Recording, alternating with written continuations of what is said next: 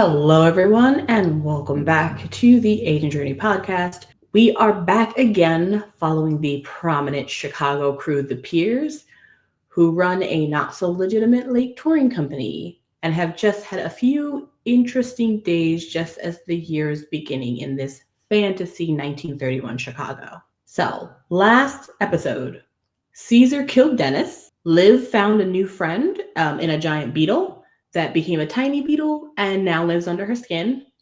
Gerald reveals to Raymond that he's been trafficking were-rat dogs from another magical world, and Raymond has no idea what this other magical world is. And Kallie and Liv receive a Christmas-themed gift from Asphira, who essentially confirms that, yes, there is another world. Meanwhile, Cesar and Raymond wait outside Asphira's club, none the wiser, as snow begins to fall. All is going well as Kallie shakes the snow globe on a Christmas Chicago, and outside, everyone is enjoying the silence of the night. When all of a sudden, Liv's mysterious hunger that she and Kallie have been fighting all day reemerges with a vengeance. And this is where we pick up. So, based on our last session, Liv, you are lunging for Asphira's neck in a bit of a hungry craze. So it's going to be Liv against Asphira in terms of your rolls. You are going to roll your fight, and she is maybe going to roll flight, maybe going to roll fight, maybe going to roll nothing and just take it. We'll see what her response is. After that, because we already did rolls for Kallie and Liv before we left last session. So after that, then Kallie, you will have a chance to do something. And then also you'll have a chance to have Dora do something. And so Dora will then roll. Basically, to probably see how fast she gets out to Raymond. But we will see that after these rolls. So Liv, you are automatically rolling fight. So you're going to roll your fight. And before I roll Asphira's, I am actually going to roll her brains just to see if she kind of understands what's happening. She's very smart. So unless she... About the bug. She's very smart, but she got a 7. So... Oh, no, she got a 1. I thought that was a 7. No. Okay. She is going to see you lunge for her. And I think she's just going to, instead of being like, oh, this is fun, or being like, no, and trying to get out of the way, I think, unfortunately, she's just going to react instinctually, which is actually going to be using a special ability. Oh, no. But she is still rolling fight, and she's adding, so she's rolling a d6. Okay, and she gets a +2, and so she has a, what is the 1 second? Let me just get my dice together. Okay, all right. So she is going to roll her fight, which is her second highest roll. Great, because I rolled mine. And you're going to roll your fight, and it's going to be contested, but she has a +2. Also, this ability is quite interesting. So if she wins, I'll tell you what that looks like. I appreciate that you put an if in there. What did you get? A 1. Oh, no. A 1 on my D4. That is actually crazy. She also got a 1. What? But because she has a +2, do you have anything to add? I do. I could add adversity to this, but you said it was interesting. It is interesting. I kind of want to see what happens. Okay.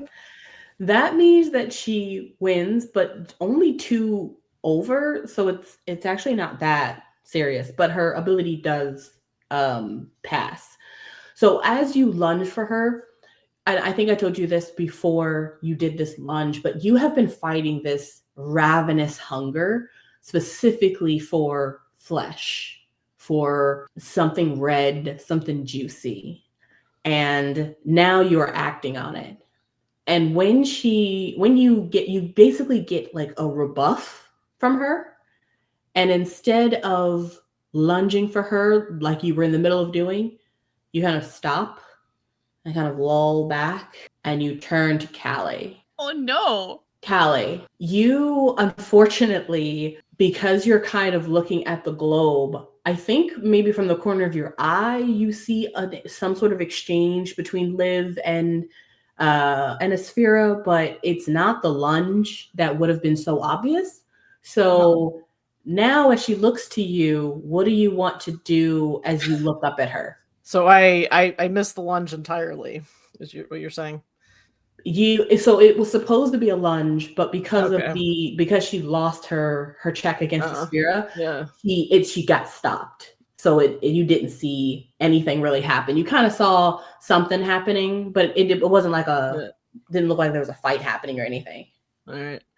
Yeah, it's gonna turn to Liv. This is remarkable, right? Trying to like lift it up to show Liv further. Liv, go ahead and roll a fight. Okay, that one's a 4. Explode. And then a 3. So we're at a big old 7. Okay. Kallie, you see Liv lunge for you, and she is going for blood. She's going for your neck. She looks like she's about to rip you to shreds. How do you want to respond? I think Now's your chance to finally punch Liv. Yeah, try to I think fighting back is definitely the instinct there. It's been a weird day. Okay. All right. Instinctual. That's an 8. Wow. We're doing great. Okay. Kallie, you explain what you do in this moment.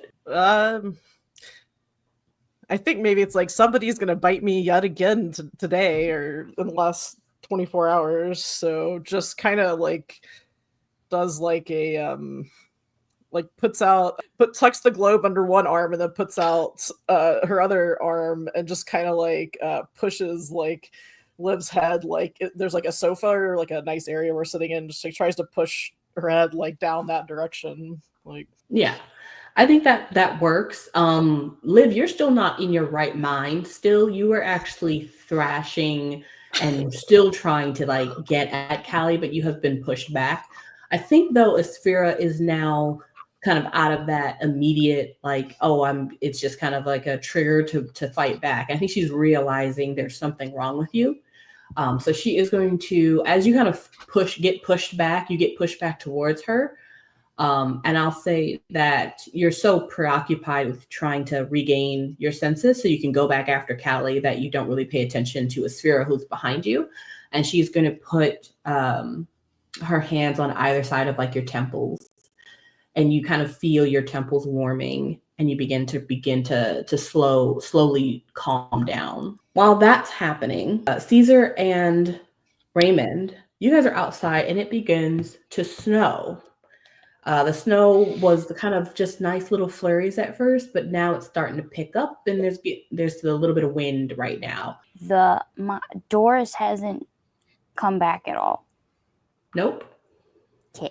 Is there like an alcove anywhere around the front of the building, or is it just like you're either in or you're out? You guys could probably like walk around because it is like a tunnel. So you could probably try to find a few craggly bits. Yeah, I just want to get out of the heavier snow. Yeah. Don't want to ruin my coat. You guys find a little alcove, and you're probably not the only ones. There's probably a couple of other people. But you also can kind of see as the snow continues to get a little heavier, the wind starts to pick up. It also starts to get darker, almost as if there's a shadow that's like getting bigger. And it's really kind of eating up all the light in this area. Strange. Like not natural. It's not getting nighttime-y. Is there some cast in the shadow? Make a brains roll. Let's say the crap. DC is going to be an 8. 1. Perfect. We are rolling so well today. Like so good. I'm really good at this game. So good. Raymond, did you roll? He was right here. I don't know what happened to him. He just disappeared. Pan? Oh, do you want me to roll a brains roll No, I was too? asking you if you wanted to roll something. Oh. Because Cesar had a question of if there was something casting a shadow. do you have a question about this shadow? About the weird darkness. Can I sense? We've been exposed to a lot of weird stuff now. That's true. Feel like I could get a vibe for some magic, maybe. Sure. You want to see if this is just, oh, it's getting really dark right now, or like something might be magically causing the darkness? Yeah. Okay. So it seems like you want to, how do you want to do that? That's a great question. What about well, I could use brains because it would be more of like my observations of what weird things have been happening and compared to what is happening, and just kind of like, does it feel like more of a like weird a spirit type magic or a weird Ratman type magic type idea? Like it's more like deducing than it is like anything else. I think.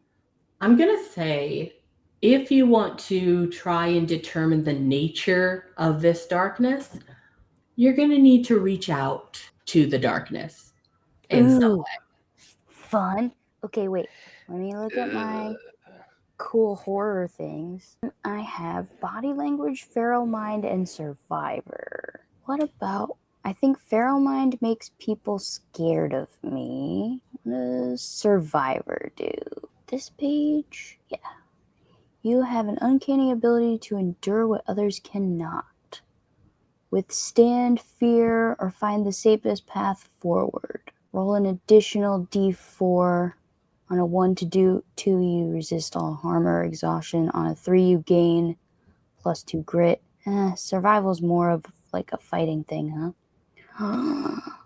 What about feral mind? Yeah, maybe feral mind is better. When fear takes hold, your instincts sharpen beyond all reason, letting you react with animalistic speed or aggression. Interesting. So it's like an instinct thing. Okay. On a 4, you receive a premonition.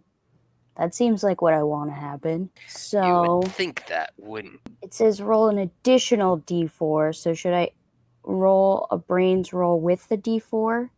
I'm going to say that yes, but I want you to roll your grit. Grit instead. Okay.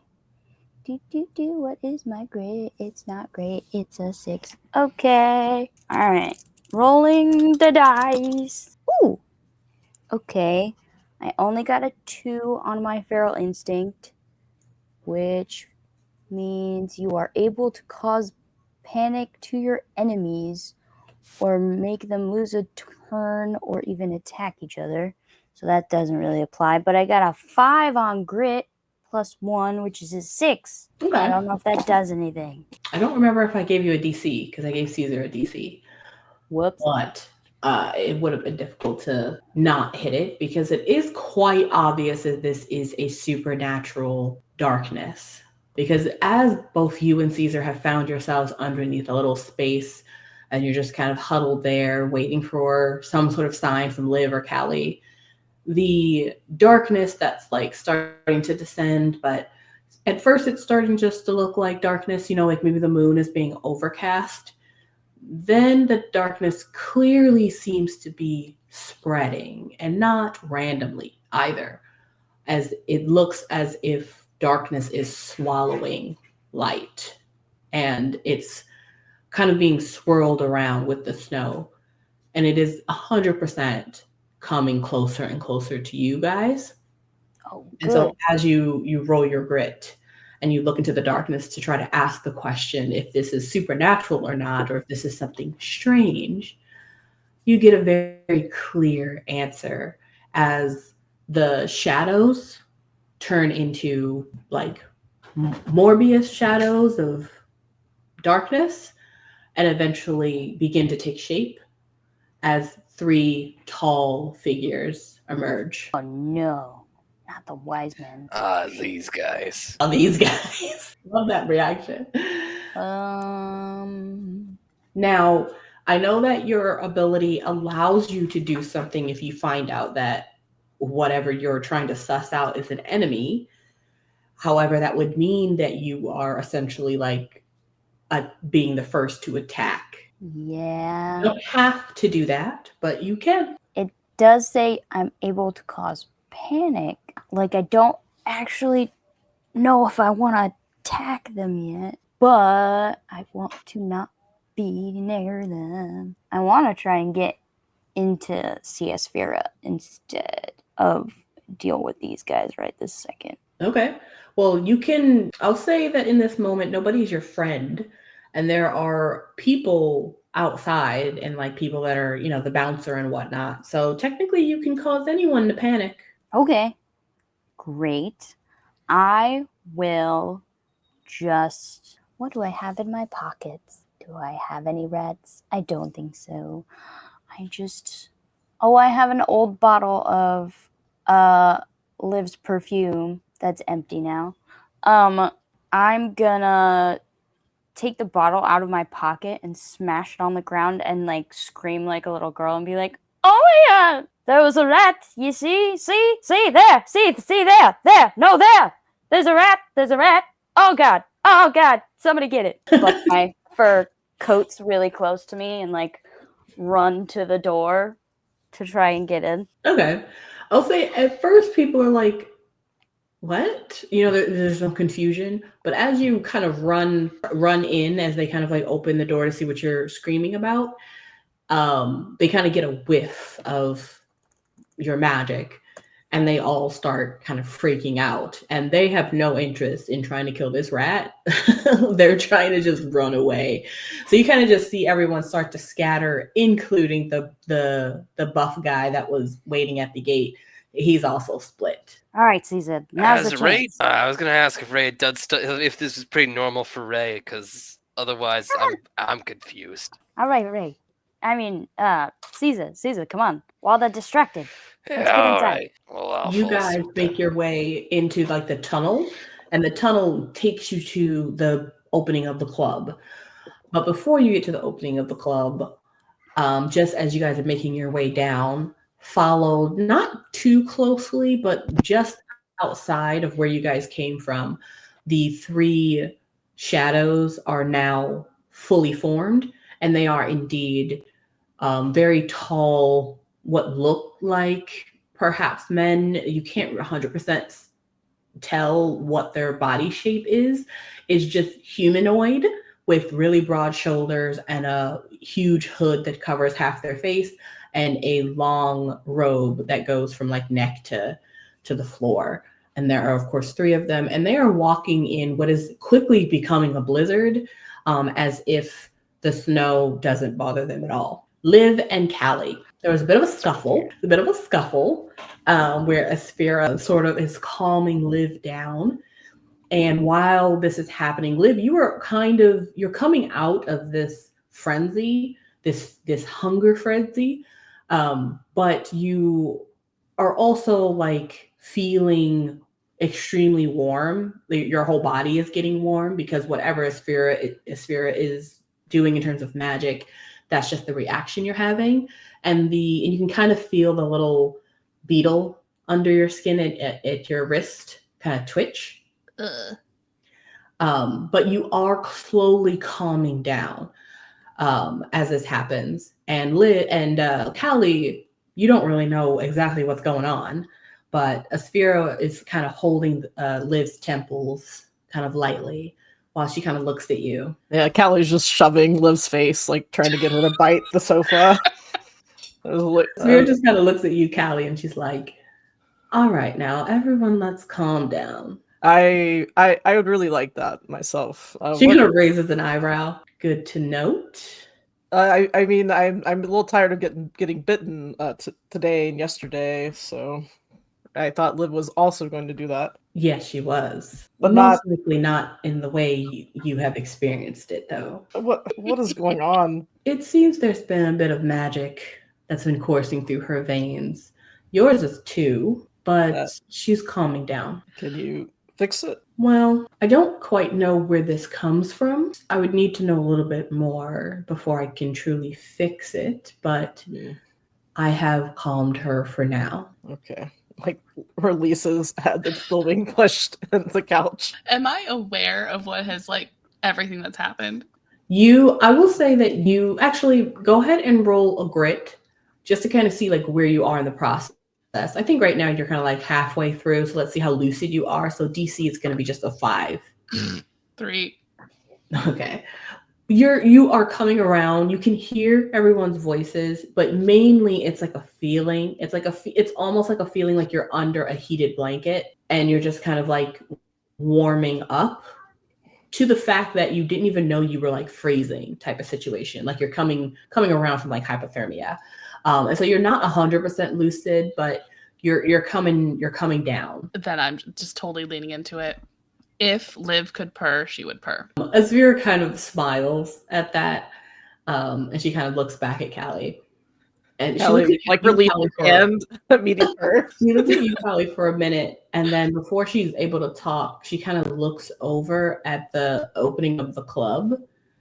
And you can tell that she can hear or notice something that you didn't hear or notice. And then she kind of looks back to you. What is it? I think there might be some trouble on the way. Oh, well, our coworkers are outside, so maybe they're in the trouble. She pushes you up, Liv. And you're at this point you're able to kind of sit up and talk a little bit. It kind of feels like you have a slight haze, like you've had too many cosmopolitans, essentially, at this point. Liv's having a great night. I don't know about anything else.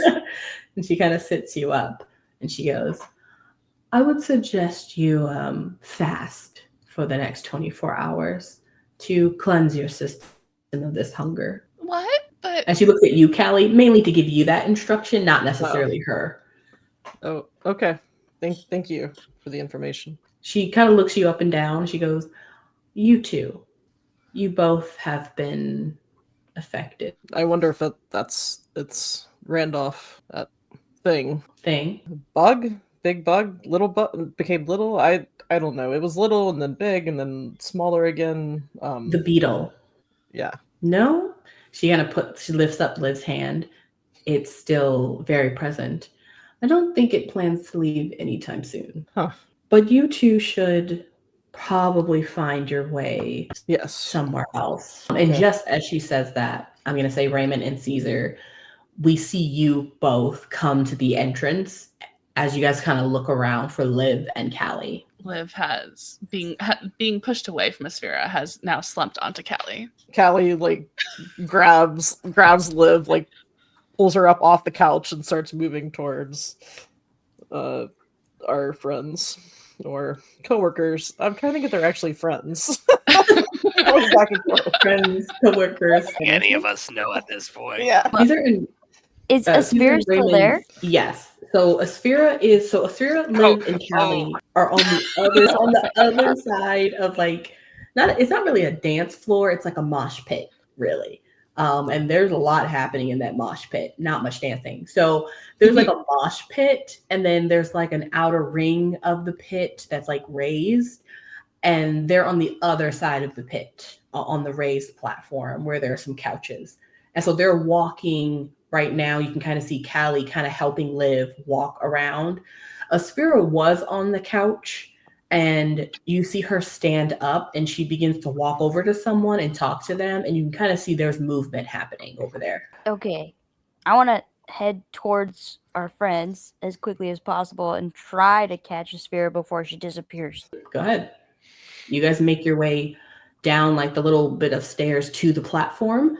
And then you can start making your way around to meet Liv and Kallie as they come towards you. Asphira is still on the other side of the platform. She's just no longer sitting on the couch. She is talking to other people. But you'll meet Liv and Kallie on the way. I'll follow along behind Ray, but I want to keep Ray between me and Asphira. Fair. So we meet. Wow, you two look like this didn't go very well, huh? Oh no, we had a great night. How are you? Oh. Just, there might be a little bit of trouble outside. Three very spooky foreign men have appeared out of darkness. So, I would really like to talk to Asphira at this point. Are they coming in? They are on the way in currently. It may be good of us to all disappear. Oh yeah, let's go talk to Aspira again. She's great. What is Liv not up for right mind? We have to go on a fast for at least a day. No. A fast. What? This Why? seems like a weird Why? kind of bard to tell you to go on a fast. No, there's some magic. Oh wait, you don't know any of these things. Okay, here is this snow globe, and this is magic. Oh. Okay. Aspira gave it What to do us. I do? Isn't it Shake. great? Yeah, look at it. Yeah. Yeah, like what do you Okay. what I do you shake do the with snow globe. Go ahead and roll grit. DC is going to be a 10. Oh, good. That's gonna go so great. It is a 5 plus 1, which is 6. Okay. Not 5 under. Yeah. That's fair. You see it's a beautiful antique snow globe of Chicago. It's like the Chicago skyline, but it's obviously very small because it's from many years ago, before they had the full skyline that we kind of know of today. But it's beautiful and it looks antique, and the little city skyline inside is all made up like Christmas. And it's snowing inside the little snow globe as you push it around. Super cute. Very nice. Wow, that's so pretty, Liv. All right, Isn't I'm it gonna so give pretty? this back to you. Good girl. Okay, I'm gonna go to Yay. the Sphera. This is not the first time he's dealt with Drungov. You're doing so good. You Aw, should drink thanks. some water. Okay, Raymond continues on. Liv and Kallie, are you guys going to try to continue to make your way to the entrance? Or what are you doing? I mean, I guess we'll follow Raymond back over there. Okay. And Cesar, you're following Raymond. Yeah, I'll stick with them. Okay. As Raymond, you approach behind Aspira, you can kind of hear her essentially like giving orders to everyone. I'm going to say as you come up behind Aspira, seeing so she has believed that Liv and Kallie have already left, go ahead and make a grit roll as you No. approach her. DC is going to be 15. Immediately Oh fail. no. 2. Lovely. As you approach her from behind, the woman that you saw across the pit, this beautiful, tall, like dark, deep melanin, really long dreads, a really beautiful woman. From the back now, she's growing taller, thinner. Her arms and legs are looking a little bit more gaunt. And from the back, her cute little outfit is more turning into a long black robe. And there is an ice cold front that hits you like a ton of bricks. It makes your teeth hurt. And you haven't even gotten close enough to her to talk to her. You're just trying to approach her from behind. I will say that she understands where she is. So even though you got a really low roll, you're not going to just get frozen completely or anything like that. Good. Instead, you just stop. Like you were stopped from moving any further. And she kind of turns to you. And as she turns, you see her shifting. Like you see from the back, she was her original form that you have seen most of the time. But as she turns towards you, she begins to shift into the beautiful woman that you saw across the room, realizing that if you had been in another place, you probably wouldn't be alive right now. Cool. But she does turn to you, sees Cesar, sees Liv and Kallie behind you. And without even you having to say anything, she realizes that you are wanting to speak to her. And so she, relaxes her aura and sort of beckons you to her. Yes, hello, great mistress of cold and dark and scary things. I've heard a lot about you from my friends' dreams. That was awkward.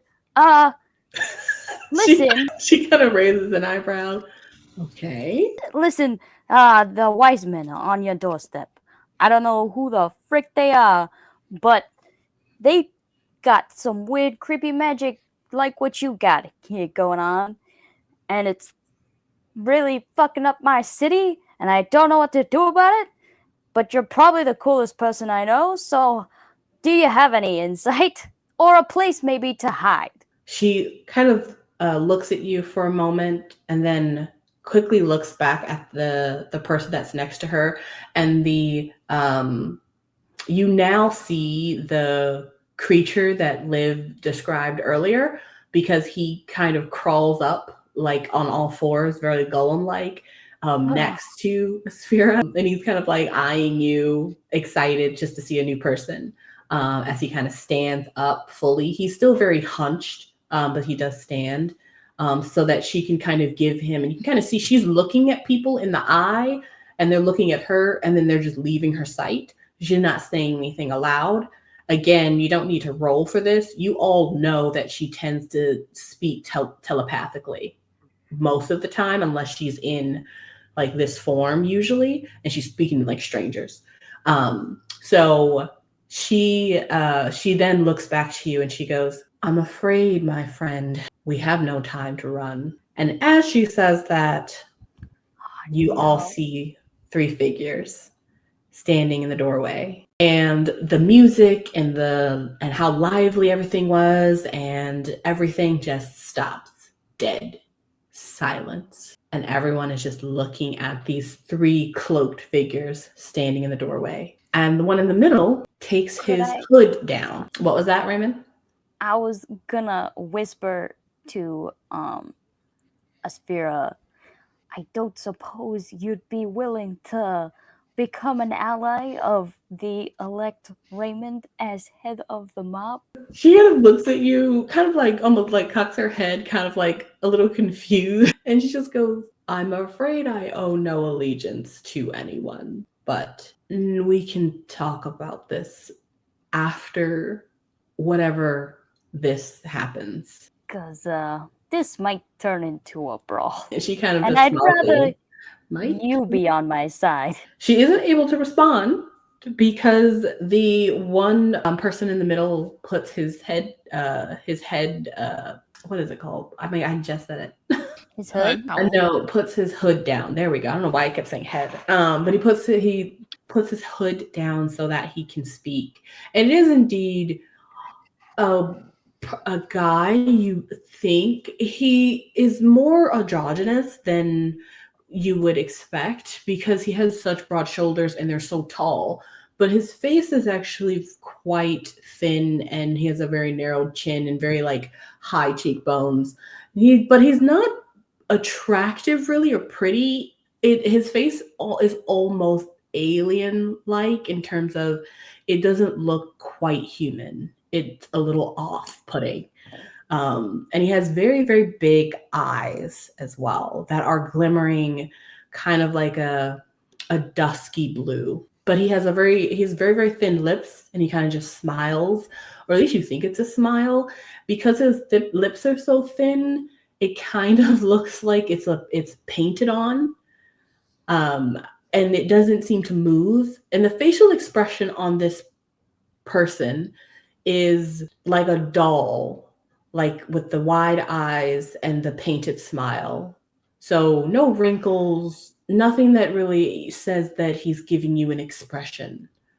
So just looking at this person it sends chills and shivers up everyone's spine, other than Asphera, of course, who seems unsurprised. And he simply just looks out at everyone. "I am sorry to have to inform you that this establishment is now closed. Please exit orderly, quietly, and without fuss." And you see the little corners of his mouth like slightly upturned, almost as if he's trying to give kind of like a polite smile.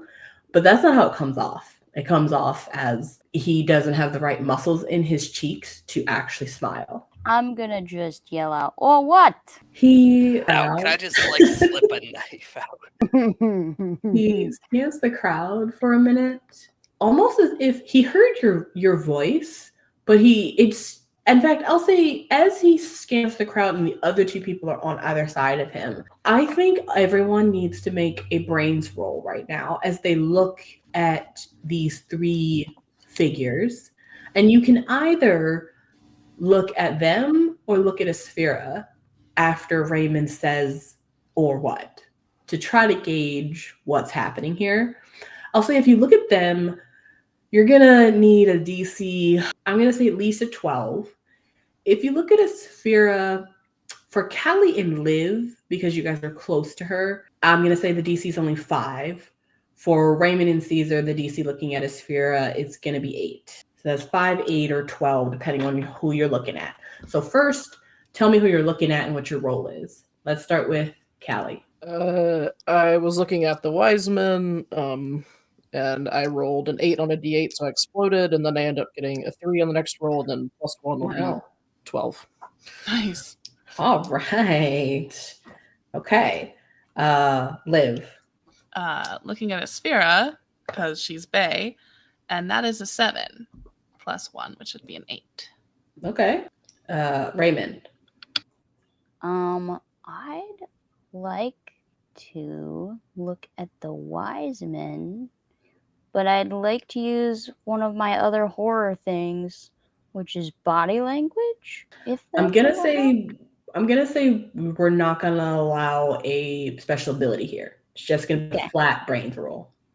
Well, then I cannot beat a 12, so I guess I'll look at Asphira. You could always explode. Oh, that's fair. All right, I want to look at the wise men. I'm gonna just assume Asphira's on our side at this point. Oh, I got a 6 plus nothing. No, +1. So that's a 7. Okay. And then Cesar. Right. I'll be looking, I think, glancing back at Asphira. And I rolled a 3, and I believe I can give it a +1 because my brains roll is a D4. And if I make it a 4, it explodes, yeah? Mm-hmm. Yeah, so I'll do that. I'll spend one of my adversity tokens to make it a 4 so I can explode. Which turns into that's cocked. Another 3. That would be 7. Do I explode it again? That's up to you. Is the question. I think I'm going to, because when life gives you an opportunity, you take it. Another 3. When is Cesar going to be this smart? So 12 for a oh my gosh. I've rolled 4 3s in a row. Wow. Currently, I'm up to 15. Wow. Just for the fun of it, I'm going to do it again. Yes. 16. The So that smartest was he's another ever 3. been. I'm not... Oh, I know, this is crazy. So totaling 18, I'm not going to spend the last adversity token that I have, even though that would be, well, actually, that'd be really funny. Okay. How fun. Well, let's start with Raymond. I won't. I'll just leave it at 18. That seems like enough. I think you did it, buddy. I think you beat it. If you're going to keep rolling 3s. In this moment, Cesar realizes that all the magic has been real. Oh, it just he knows magic's real. Now he's like taking all the pieces and putting them all together. Let's start with Caesar's a slow Raymond. burn. He gets there. Raymond, you were looking at the wise men. Yep. But you did not make the DC. Nope. However, you don't see nothing, right? You understand what's happening, right? You've been in this city a long time. And you knew even when you were standing in the hall, in the lobby, when you could see the lies on, in the Russo's face and voice, that these were bad guys. It's just you don't quite know how bad they are. You just, for some reason, know that they're really, really bad, and you don't really know what to do about it. And as you see this interesting, let's say, the person who looks just super out of place and odd, give this almost like high-pitched monotone. So again, a type of feigning emotion, but it sounds so off and flat. And then this strange like face and everything like that. I think at this point you realize, even without looking at Asphira, and based off of all of the context that you get from the type of person Asphira is, you feel like whatever this is, these 3 folks, they are much closer to whatever a Sphera is than you guys. Yeah. So you see that clearly, because you wouldn't be able to put 2 and 2 together there, right? No. So, do I get an adversity token for that? Because I did. Yes, yeah, you did fail, so you did get an adversity token. Dope. Next, let's go with Liv. Liv, you met your DC, which was just a 5 for a Sphera, and you are looking at her, and you're looking at her from the side, and you're a bit far away because Kallie is still kind of holding you behind Cesar and Raymond. And unlike what Raymond saw when he was walking up to her and walking up to the back of her, kind of like seeing that shift and that feeling that coldness, you didn't see any of that. And you also you didn't feel any cold or anything like that. However, you can clearly see that even though, she was just talking to Raymond a couple of seconds ago, in her normal friendly voice, as she looks up at these 3 wise men, she is ready to rumble. So that's what you see. Let's do Cesar. No, let's do Kallie, because Cesar got more. Kallie, you also met your DC for the wise men. So I'll say that you see the same thing Raymond sees, is that you can clearly see that whatever these people are, they're much more closer to whatever a Sphera is than normal folk. I'll also say, though, that you're a bit confused as you look up at these 3 people, I guess you would call them, because even though you didn't see them walk in, you can clearly see that their bodies just don't match with like the space they're holding. And you don't know that they came from shadow. So you don't 100% know that because Raymond and Cesar didn't tell you that. But just from looking at them, you can tell that even though it clearly looks like there are just 3 of them, you feel like there's some illusion happening here. Something's off about what your eyes are showing you. And as someone who, is trained to look at these types of things with a fine-tooth comb, there's something here that would make you think everyone needs to leave the room. So that's what you see, Kallie. Okay. And then we have Cesar going all out with the crazy explosions. So Cesar, I'll say you see the same thing everyone else sees. You see what Raymond sees. You see what Kallie kind of figures out, and you see what Liv kind of figures out. I will also say, though, because you just went all out, of course you deserve a special treat. So go ahead and roll grit. DC is going to be 15. Oh, no. Why do I feel like this is going to hurt me? I swear, if I roll a 9 on my grit, I'm exploding it. You flew too close to the sun. I rolled an 8. Oh, 8. That is very, very close. Oh, wait, it's below by 5. I should not leave it there, right? Because there's something bad that happens if it's below by 5, right? Yes. Maybe no. Yes, but I'm just. You can also, we're out of the brains roll, so this is just a regular grit roll. So you can also roll. You can also use an ability if you'd like. Being adults, did we get any buffs to grit and what was the buffs for being an adult? I forget to add that. It's like grit and intelligence, right? +1. I don't have it on that one either. I think Raymond sheet, you have it. It's a +1 to grit and a +1 to brains. Okay, is that correct? So that'll bring it up to a 9. Okay. I don't know what fits in this right now because I do have the horror instincts of like killer instinct and hunting instinct, and I don't know if this is a situation where those apply. I definitely, in the case of we are about to go into combat, and I feel like I'm ready to rip and tear. So killing instinct seems like it could definitely apply here. But I don't know the test that I'm making, so I would leave it up to the DM. What do you think? What does killing instinct say again? I gotta find that real quick. Hold on, I'm reading it. You don't just fight; Okay. you know how to end things when necessary. Whether through precise action or overwhelming force, you roll an additional d4. On a 1 or 2, you're able to use a non-fight object as a lethal weapon. And on a 3, you gain a +2 on fight. I'm going to say that's not really applicable since it's a grit. I'm going to say something more apt would be something like in the realm of psychology or something like that. Yeah. Remind me how many powers we have unlocked here out of the 1 through 3. 1 at a time. Just the 1. That's right.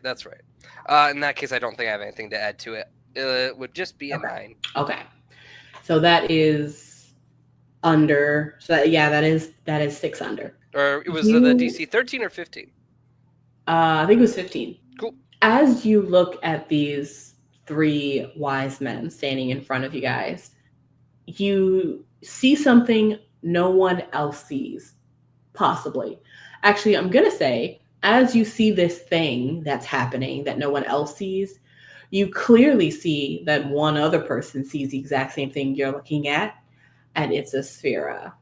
You both, while everyone else's eyes are on this one guy in the center and kind of like casing the other 2 and just like looking around like what's happening here, like who's going to make the first move because it's dead silent in here. You and Sphera's eyes are actually moving with something else that no one else can see. They're almost like essentially shadowy tendrils that seem to be almost like leaking like tar from underneath the two people that are next to the guy in the center who's talking.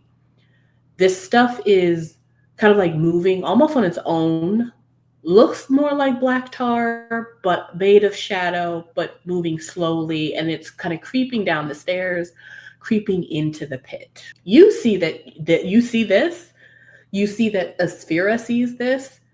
You see that a Sphera says nothing and makes no like eye contact or doesn't like show any type of alarm so that anyone else, she would point this out to anyone else and they would also see it.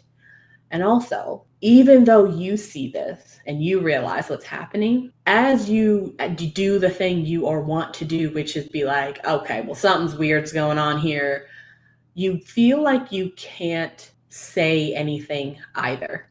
And you don't know why. But you are watching this strange substance seep into the pit slowly as this person in the middle is talking, as other people are watching, and you feel helpless. You feel like you can't do anything because for some reason you can't tell anyone that you're seeing this. And this all kind of comes to you as Liv and Kallie and Raymond, you all start to like shuffle and run in horror in some direction as everyone in the pit begins to scream. So let's see who outruns this thing. So I'm going to need a flight roll. And I want you to, I'll say that just from looking around, since you're right next to a Sphera and you know, particularly Raymond, you know that she's given instructions to her people. So you can assume that either there's a way out of here or she at least is going to fight, right?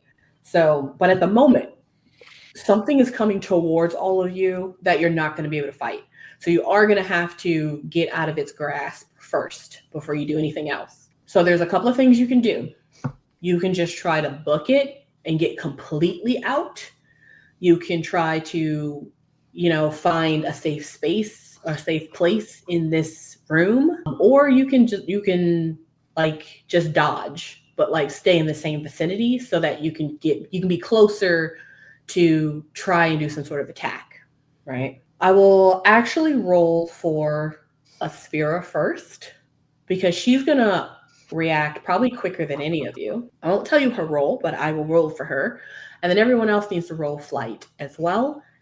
DC for this, I think DC for this, other than Cesar, is going to be a 20. Uh-oh.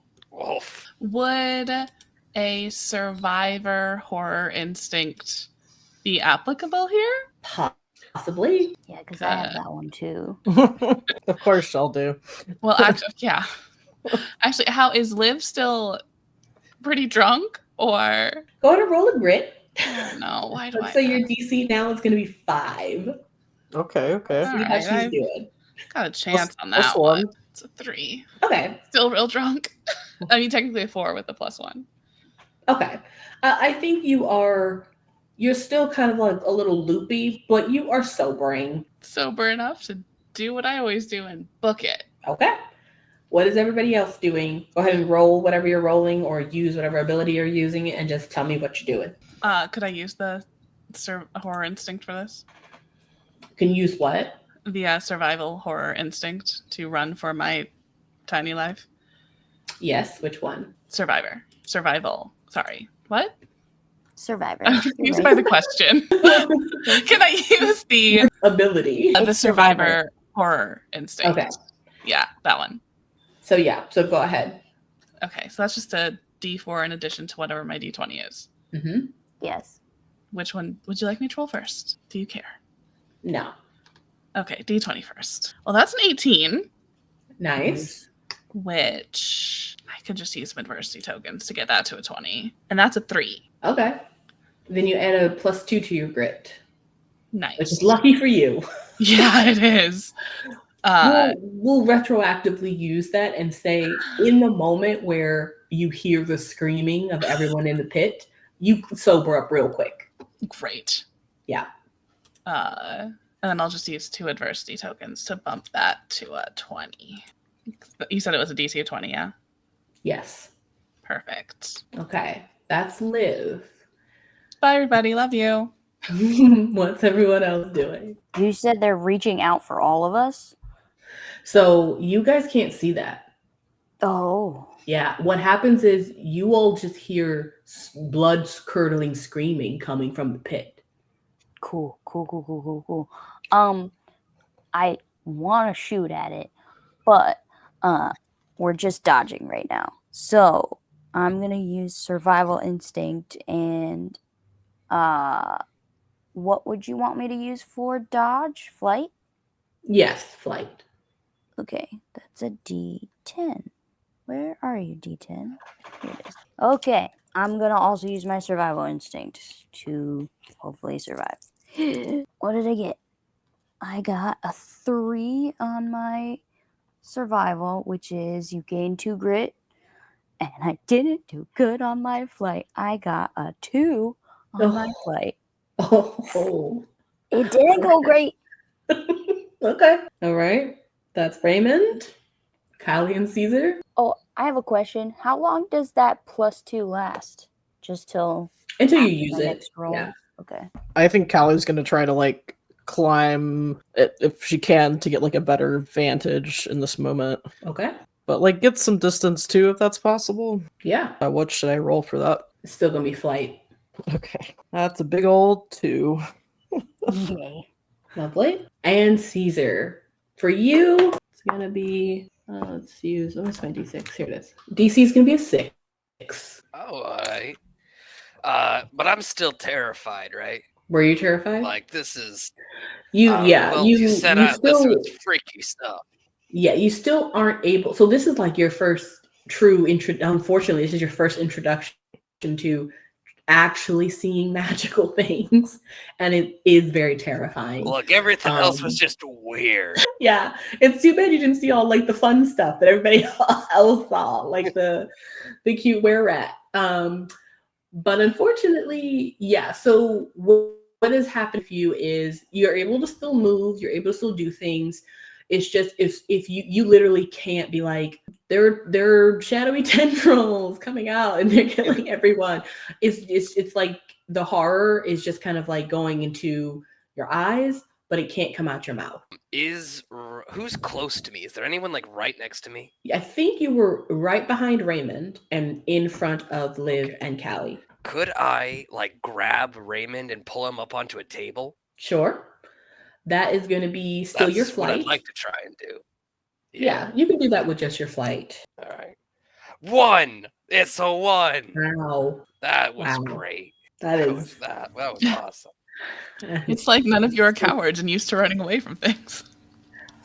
I fight super stuff, but stabbing unfortunate. shadows is foolish even for me. Okay, so this is what happens. You 4 are standing there next to Asphira. And I did already roll for Asphira. and you all see kind of in real time and in almost a flash of a couple of seconds, because things happen so quickly. You see all of these things happening at once.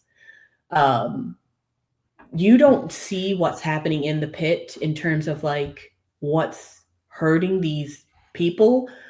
All you do see and hear is things being shredded, arms flying, lots of blood, and people screaming in the pit. Oh. The 3 people in the opening of the club have not moved into your eyes.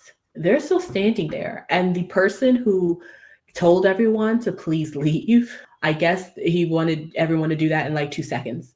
And no one moved fast enough, is what you're gathering, because it doesn't seem like that was enough time for people to move. However, it also didn't really look like anyone was planning to move, you know what I mean? So this is clearly either them doing something, it's just you don't know what they're doing. So I will say that you 3, other than Cesar, because you can't see this, you assume that maybe there's more of these people than you thought, and maybe they're already in the pit. And so you're trying to get away from the pit and like just keep your eyes on the swivel to find out where they are, most likely. Kallie, you try to make your way up something, and there are like a trellis, you know, for like vines, because it's very earthy in here, mainly for like the vibes, but they are actual trellises. So you're trying to climb those, and you grab something wrong and it rips and you fall into the pit. Cesar, you are obviously horrified while you're kind of like standing there. And so you try to grab Raymond and push him or pull him up onto something, and you pull him up onto one of the tables, one of like the smaller tables. The table absolutely cannot hold your weight, certainly not yours and Raymond's. The legs snap off, you fall, and you both roll into the pit. Liv, you are gone. You have fully you turned around at some point and booked it, heels off. Yep. You are rolling, and you most likely make it all the way to the other side. And you don't just make it there just on your speed alone, because you can feel a arm around your waist. And as you like blink your eyes, as you're running, you blink your eyes and you are outside. You are literally gone through a door that was somewhere on the side where you were, and you're outside. And the person that has their arm wrapped around you is a Sphera. So let's take a quick break, right? Perfect timing, I think. Cool. Take a quick Going bio break. really well. Yep. Oh, great. Yeah. And then maybe we'll come back to a finale. Right. I will remember Wow. you all fondly. Yeah. Am I just dead? No, you Are we won't. just dead? Is that it? We're all dead. All right. Back in the world with just our lone survivor, Liv. Oh, no. Liv, it is the next day. It was a horrible night. You just sobbed and cried all throughout the night. Nothing could console you. Even having Isphera be in her glorious form for you all night and be right next to you, holding you, still couldn't console you. You have lost your crew, your teammates. You don't even know really what happened. It was a big old frenzy, and the last thing you remember was one moment you were kind of just like, oh, okay, I guess we're all like gonna go and talk to Sphera again. That's fine.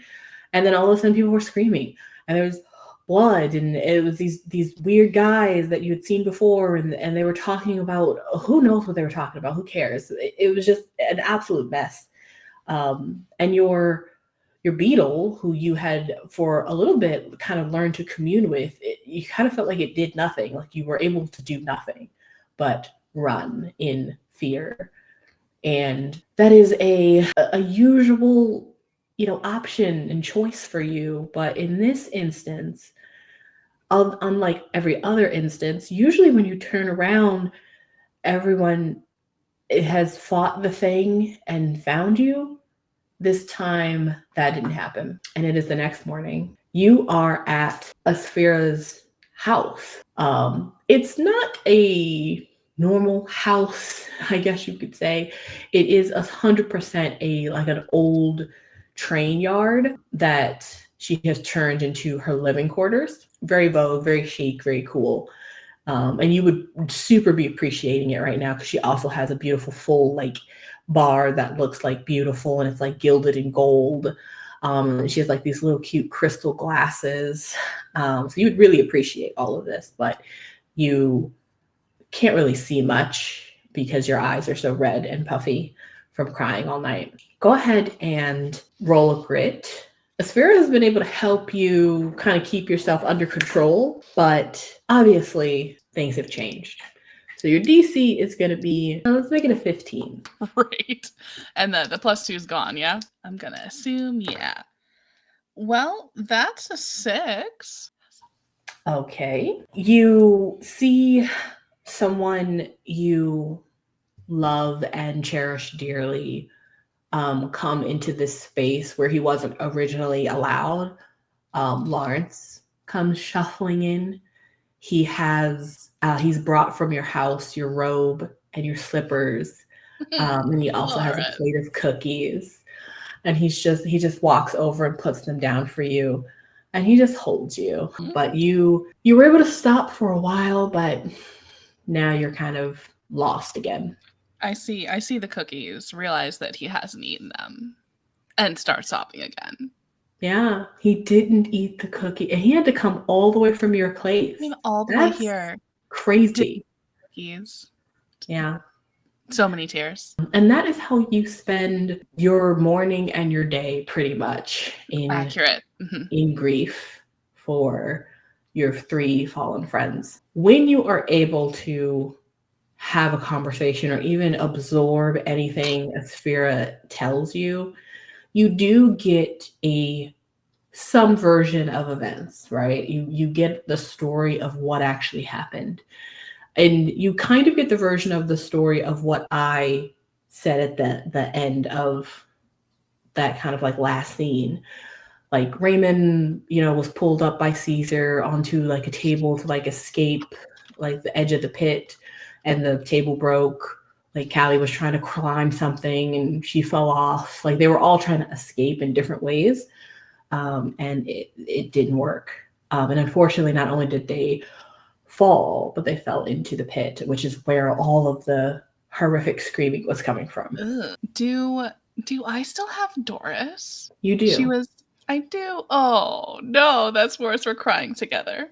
Yes, that's exactly what's happening. In fact, I'm going to say Doris isn't even crying. She's just doing that thing that pets sometimes do when they're really sad, which is they do nothing. They're really lethargic. Oh, Doris, no. She doesn't want to eat anything. She doesn't want to take any water. She just kind of sits there. That's tragic. Poor Doris. Asphira also tells you that the old rail, her area, has in the last couple of hours since she got you there and you were able to cry yourself to sleep, and then you woke up, and today the old rail where she had her club has completely fallen. They all fled, and her territory has been claimed by the wise men. And so this is what the new map looks like. So instead of Rinaldi's territory, it instead has the wise men there. And she kind of tells you quite a lot about what's happened in the last couple of hours.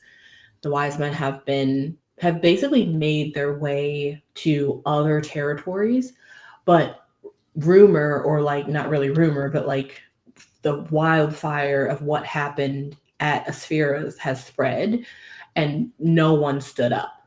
No one said anything when they came to theirs. And so they've been making the rounds. Most recently, early that morning, they went to the Volkovs and asked them to leave. And they are right now in the process of evacuating. And she tells you that we'll actually play this one out if you'd like. Sure. So you're sitting there and she's like, I won't ask anything of you, but there will be a meeting to discuss what's going on, and you are welcome to attend as the last member of your crew. Well, I mean, the last member right now, but it's always possible they always come back in the end. So I'll just do what Raymond would want me to do and be nice and friendly with everybody, and he's definitely gonna come back. She just sort of slowly nods. Very well. I will leave you to get ready. The meeting is tonight. And she Do you leaves have to leave? Okay. Yeah, she kind of looks at you and kind of gives you a small smile. I have my own duties to attend to, but I have called for Lawrence, and he has been allowed in my inner sanctum. So hopefully he will bring you some comfort. You know, I really appreciate everything you're doing for me. It's very kind. I always knew you were kind. I am a creature, Liv, of sorrow and rage and hunger. You are the first to call me kind. And she pats you on your, let's say she pats you on your head. Accurate. Yeah, that seems correct. And she walks out. You are there with Lawrence. You have a meeting tonight. Some sort of conclave, some sort of meeting of all of the heads. And you will speak as the representative of the Piers. And Raymond's turning in his grave right now, if he had one. We will leave you to get ready as we go back a few hours to see the unfortunately gruesome deaths of our 3 Piers. So you have already. Raymond, Kallie, and Cesar. You all fall into the pit. The first thing you hit are bodies. You feel blood. You can still hear people screaming and trying to run, trying to push past each other, like a bit of a stampede. And the first person that falls is Cesar and Raymond. Cesar, I'm going to assume, even though you didn't know you were going to fall, you are falling with Raymond. So I'll assume you are trying to kind of like body that. Yeah, Cesar will make sure to fall first, I guess. Okay. Raymond, you fall with like you kind of hear a sickening crunch, but it's not you. It's definitely the body that's under Cesar because he's so heavy that he is crushing. But there were lots of people in this pit. And so you guys aren't able to just fall and stay. You fall and you start to move.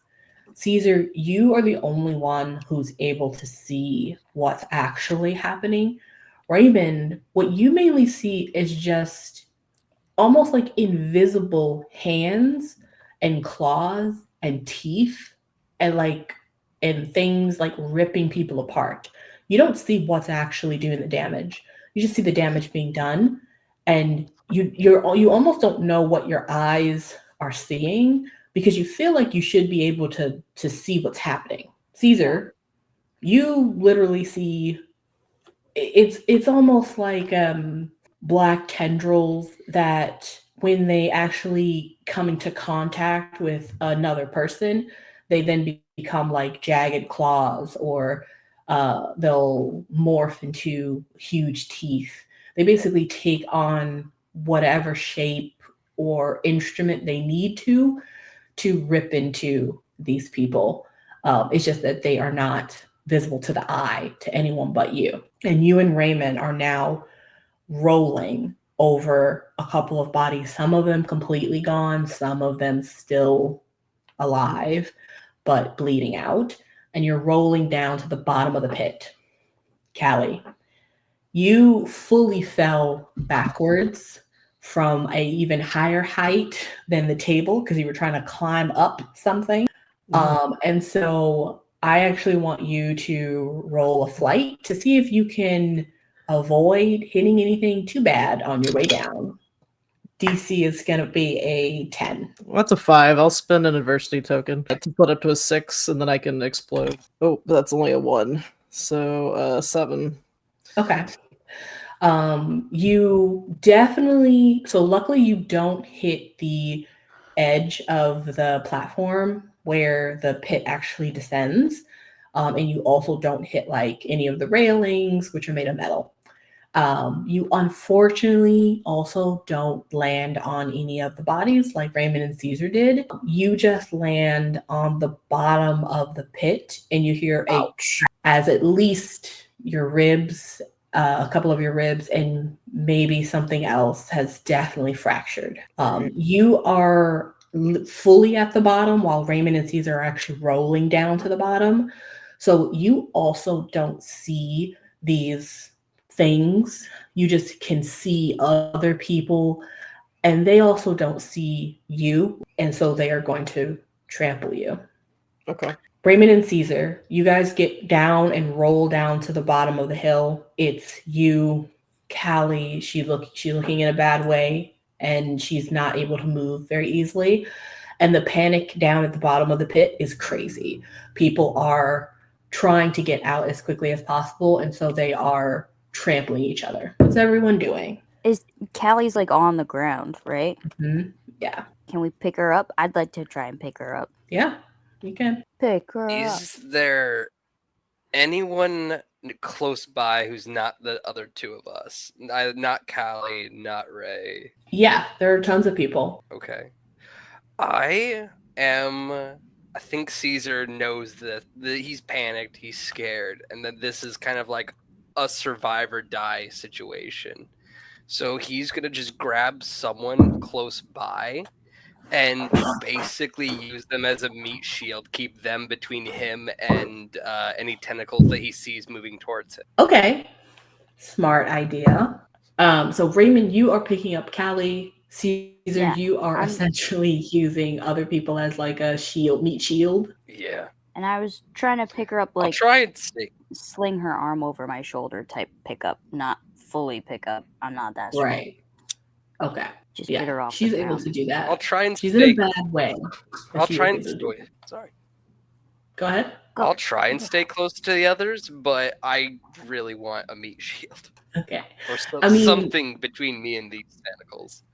You're surrounded by people, and people are like shoving. Like if you don't just grab someone who's running past, they will try to run over both Raymond and Kallie. Yeah, no, I'll grab people who are running past and just kind of put kind of like when there's a rock in the middle of a river, just try and basically part the waters around us while holding on to someone. Okay, perfect. That means that we're going to do this. Raymond and Kallie, while Cesar is protecting you, your goal will then be to try to figure out a way out of this pit like everybody else is, and try not to get yourselves trampled as you navigate that, while Cesar tries to protect you guys. So what do you two want to do? So this pit was kind of like a sunken like hangout pit type thing, but very deep. Very deep. Yeah, like deep enough to where it's almost like an empty pool party. That's how deep it is. So Caesar's parting the waters, so I'd like to stay like in his like shadow, and I'd like to. We can't see the tentacles. Only Cesar can see the tentacles. Correct. Right. So I guess I want to look around and see where the killing is the heaviest, and go the opposite way, and try and like put my hand on Caesar's shoulder to like sort of guide us in the direction, probably walking backwards, so that we're in the shadow of his protection, but heading in the direction that is away from the most violence. Okay. I'll say, even though you can't actually see what's happening, you can clearly see that there's a bit of a pile of people in the middle. So where the three wise men are standing up above, you can see that the left side of the pit is still, like, people are still running around and still being slaughtered. The right side of the pit, people are still running around and being slaughtered. In the middle, which is where you guys kind of landed, that's where just everyone is just kind of already dead, and people are running through the middle area from one side to the other, trying to find a way out. So you think if you stay straight, like try to go straight towards the middle. Yeah, straight down the middle. That'll be your best. Through hell, Cesar. Whoever this victim I've got is just pushing them ahead and basically continuously tilting, pulling them towards whatever tentacle seems to be closest. Do not be careful. There's things here that will kill you. Yeah. No kidding. You didn't see a whole bunch of bodies around here, did you? More too many. Man, that one's missing a head. That one's guts are out. Man, this is giving me some creative ideas for later. I'll say as you all make your way, particularly Raymond and Kallie, go ahead and give me a flight roll to see if you're able to avoid any weird mishaps, anyone trying to trample you, things like that. DC is going to be a 7. Okay. I'm laughing because I got a 2. Oh. Oh no. You are injured though, so Yeah, it's even more. Yeah, yep. I got a 9, but I have a +3 at the moment, so that gives me a numbers good 12. 12? Nice. Raymond, you are able to really pull Kallie. You find a good exit strategy that will get you to the edge of the pit. That doesn't mean you have found an exit to the pit. Everybody's looking for an exit. It's like a needle in a haystack, because even though there were a clear way to get down here, when everyone is in a panic, it's much, much harder. So you guys have made your way to the edge in the middle area of the pit. And so now you should be able to get a better idea of like where the stairs are that like have people come into the pit. However, on the way, Kallie, you have been doing your best to keep up with Raymond. You guys can't get too slow. And you have been holding your ribs as best you can as you kind of walk, but the fast pace and the shifting, there's something really wrong about what's going on with you. Probably a little bit more serious than you initially thought. Mm-hmm. But you have to keep moving. Okay. Cesar, you have been battling these guys for quite some time because they see you. And the closer you all get to like the edge and finding a way out, the more they pay attention to you guys. So I'm going to need you to roll a fight, and it's going to be against their fight, which very much like Dennis, all they got is a fight because they only do one thing. All they got is a fight. So that is, they did a 2. That's a 2. You just got to beat a 2. Oh, I rolled a 2, but I'll use an adversity token. Oh my gosh. So I at least make it a 3. Yeah. Man, these rolls are crazy. Yeah. So they obviously are noticing you. You are able to bat them away, but you're not able to give your full strength and attention to really beating them back. Number one, because you're really focusing on Raymond and Kallie. Number two, these things don't seem to be getting hurt when you rebuff them, which is alarming. Raymond and Kallie, you guys are at the edge. You're looking for a way out. One of you can look around and make a brains roll to see if you can find this place a way out. And then you guys can make another fight roll to see how well you navigate it. So brains is going to be, I'm going to say a DC 6. How are your brains, Kallie? I have a D8. Same.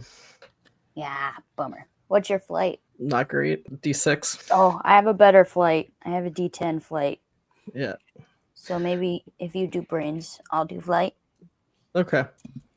That's only a 3.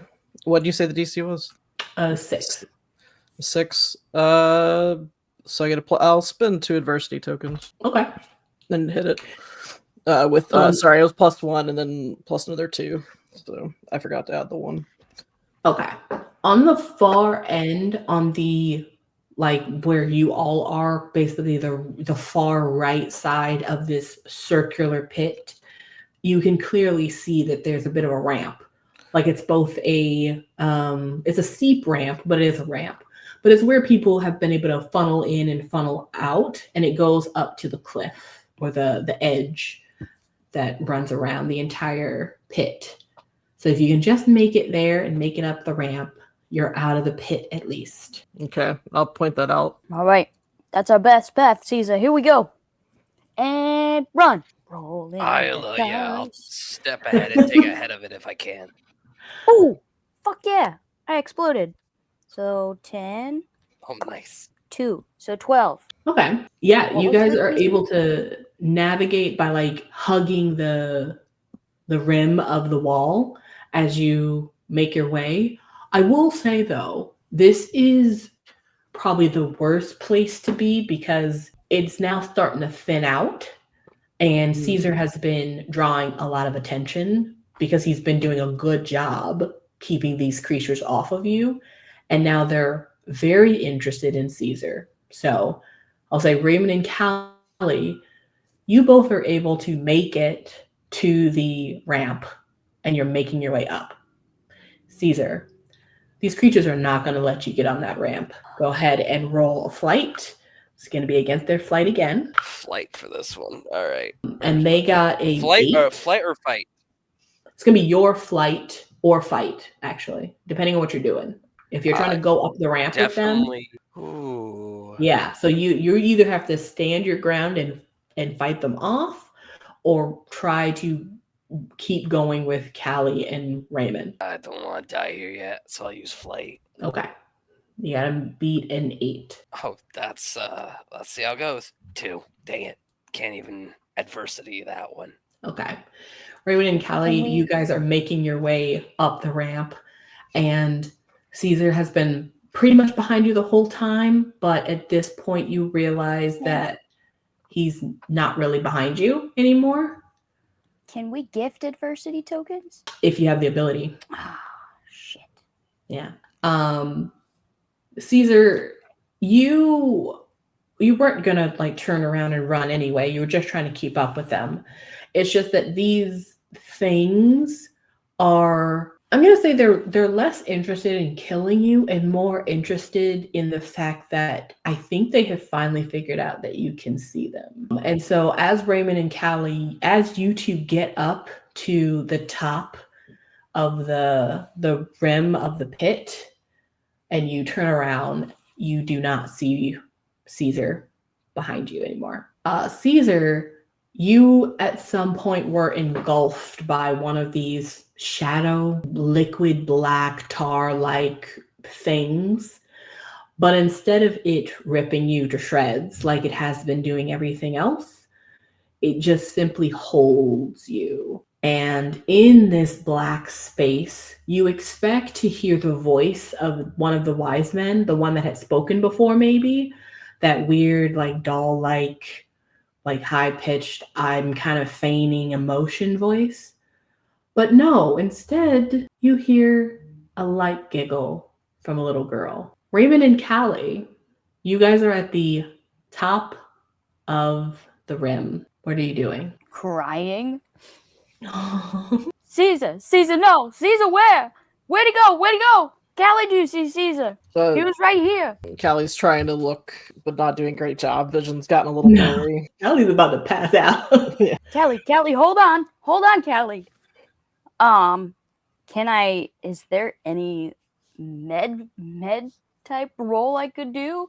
I have like a handkerchief, I could bind something, do anything. Unfortunately, Kallie's injuries are internal. Oh, no. However, I will say, go ahead and for Raymond, roll me a charm as you both come up onto the rim and you are kind of screaming out for Cesar and very, very distressed, and Kallie is on your arm as this hunched over, very lanky, strange man kind of creeps out from a corner, his long fingers and these big eyes looking at you. this is the same person who delivered Liv's letter and has been kind of skulking around. He's not in the pit. He's actually somewhere like over where the couches were, where Asphira was at one point. He's like behind like a wall that seems to have like an opening. And he's just kind of looking at you like, oh, like because he's like, well, I know I'm supposed to hear screaming, but it sounds like these are like normal things. So he's just kind of like curiously looking over in your direction. So go ahead and roll a charm. I think DC is going to be a 7. Okay. Oh, yeah. I got a 12. He kind of beckons you with these curled fingers to come towards him. Okay. I give a little more support to Kallie. I say, stay with me, Kallie. Stay. At least one of us has got to survive. Come on, Kallie. And I'm going to drag her towards the weird skin guy. Yeah, you drag her and yourself over there. Kallie, go ahead and roll me your grit. DC is going to be 7. Oh, man. Wow.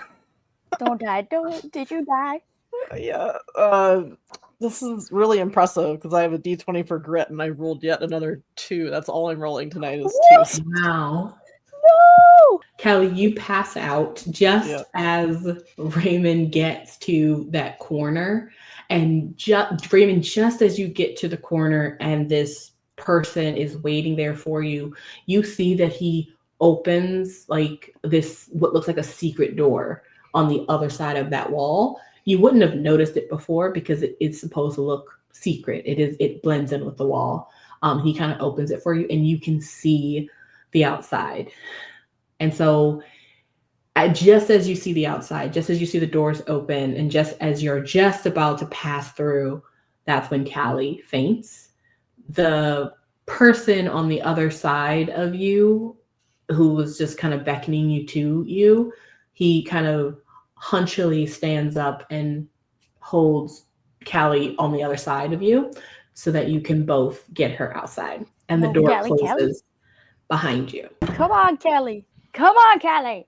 I'm just like shaking her. Wake up. Kallie is fully out. I'm not a doctor. But you two are on the outside of the building now. You can still hear the screaming, way less now because there are way less people. And whoever was left on the rim who was able to actually get out, it seems like they did get out, the majority of them, but pretty much everyone in the pit is not going to make it out. I am going to move you to Cesar. You were in this strange, like liminal, very dark black space all by yourself with this random, very kind of like high-pitched giggling that kind of sounds like a child. Am I still able to move around? I'm going to say no. It feels like you're not restrained. It just kind of feels like you're not in an open space. Even though it looks like an open space, it feels more like you're like stuck in like tar, like you're like stuck in something. Your clothes feel heavy. Your arms feel heavy. I don't like this at all. I don't want to be here. I don't want to die here. You can always roll something to try to understand what's going on right now. I mean, I could certainly try.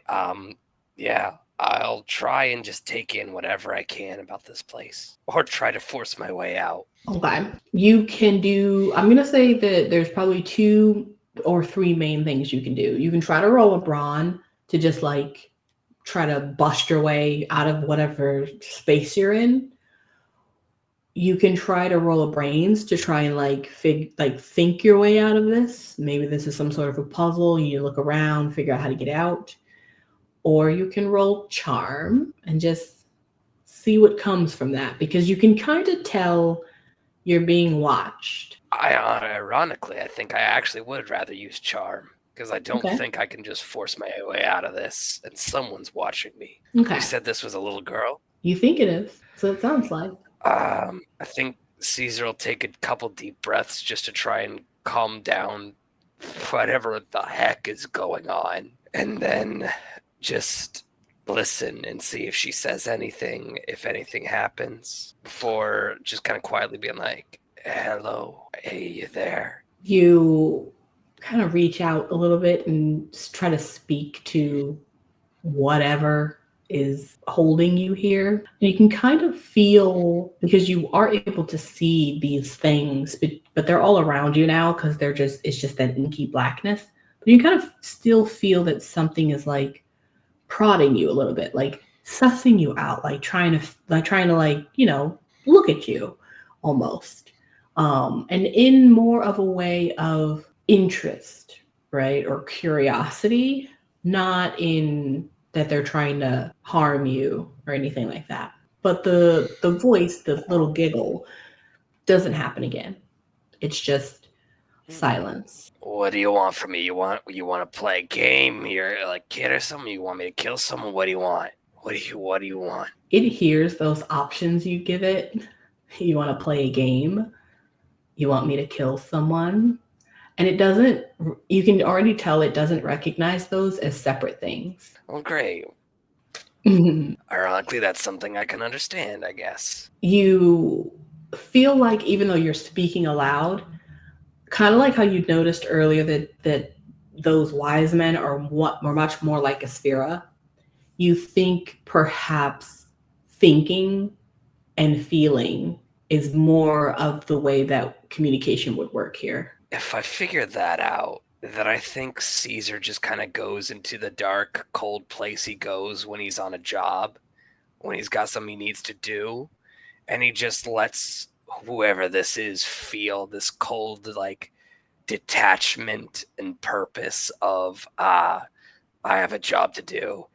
It's not a pretty job, but it's one I'm going to do. Are you going to be in the way or not? Whatever I'm going to do, I will do. You feel excitement and giddiness and joy like a kid in a candy store, like a kid who's just been offered the perfect toy. And the little polar bear brooch that has sat on your lapel, you can feel it get pressed into your chest, and the pin pricks you, and the blood begins to pool and stain your shirt, and it says yes. And you're not sure, because you're a little confused there. You don't remember asking a question, but unfortunately it does seem like whatever you're talking to feels like you asked a question and they accepted something. Well, then let me out. You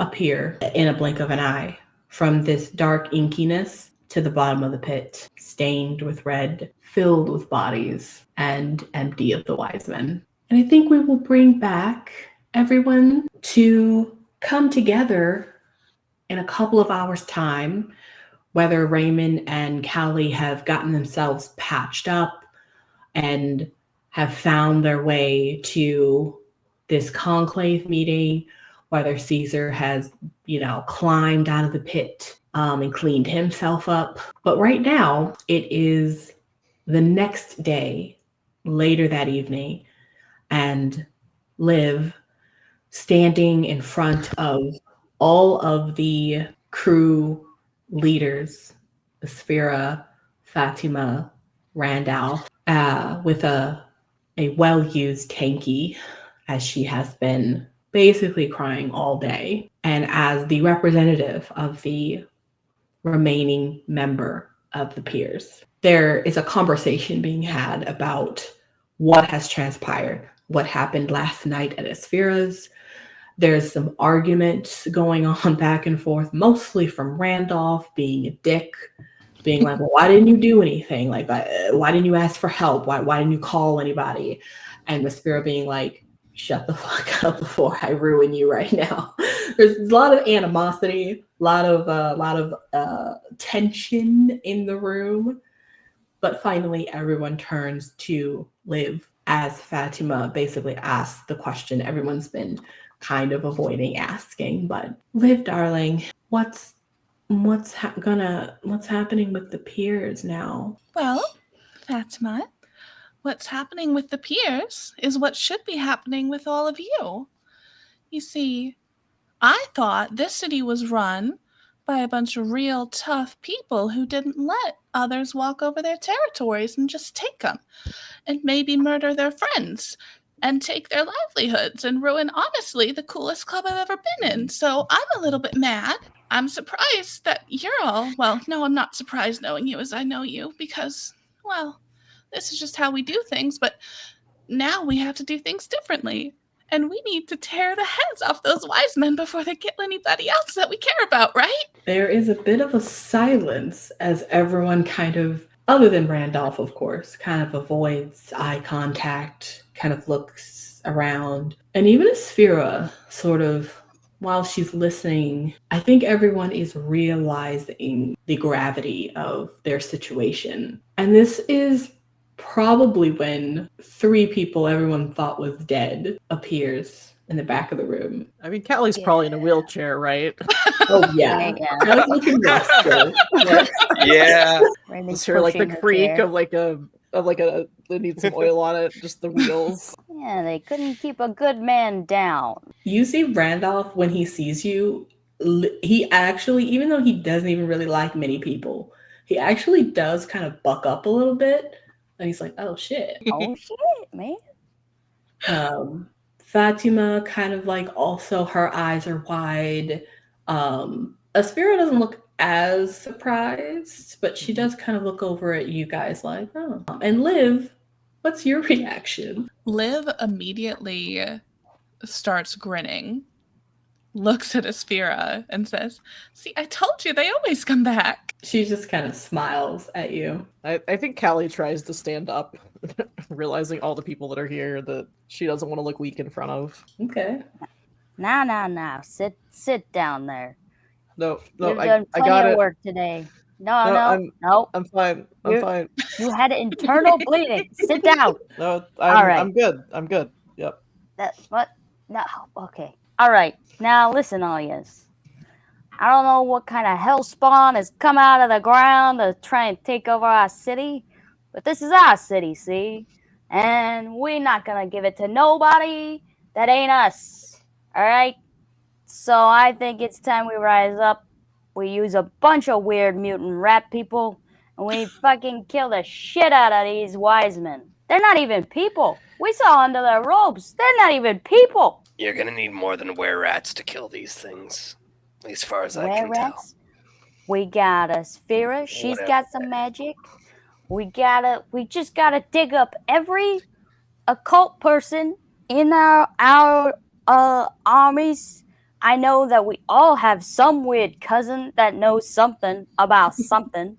So just pull all your weird resources and we'll see what we got. Also, machine guns are things. So Randolph kind of stands up and he goes, Asphira's place is decimated. The Volkovs have fled. That doesn't even have a house anymore. I hate to say it, Raymond, but I think we're outmatched. We're going to need a lot more firepower than just who we know. We need something and he kind of looks over at Asphira and back to you. We need something we've never even thought of, encountered. These men, as they call themselves, are not from here, if you know what I mean. Oh, I know what you mean. Oh, are they from Boston? No. The stupidest thing I've ever heard out of your mouth. And you say a lot of stupid shit. Asphira kind of pets your head.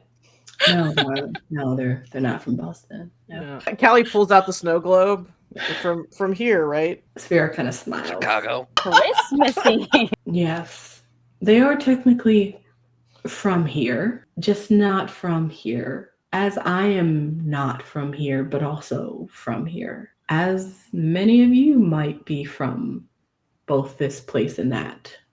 It is complicated. Yeah, that doesn't make any sense. Yeah, that made no fucking sense. Look, y'all are magic. You got something that we can use to deal with these people or not? Yeah, like a big piece of dynamite, but like magic dynamite that could blow off 3 crazy things' heads. Fatima finally chimes in, just like, well, I mean, Asphira was saying something about how all of us are kind of magical a little bit, right? She kind of looks over at Asphira. Yes, we are of that other place that is made of magic. Therefore, we all have the potential to wield it. That's a really uplifting thing for you to say. Thank you. I do So, mean this, how are we yes, supposed to do? literally. This is not an inspirational essay. No, I mean literally. And she walks over to Kallie, getting frustrated with trying to re-explain this, and she puts her hand out so that Kallie will give her the snow globe. Yeah, Kallie like reaches a bit too far and yep, puts it in her hand. She Sit grabs in it from the you, chair. and while she grabs it, she holds onto your shoulder and kind of readjusts you so that you could stand up again.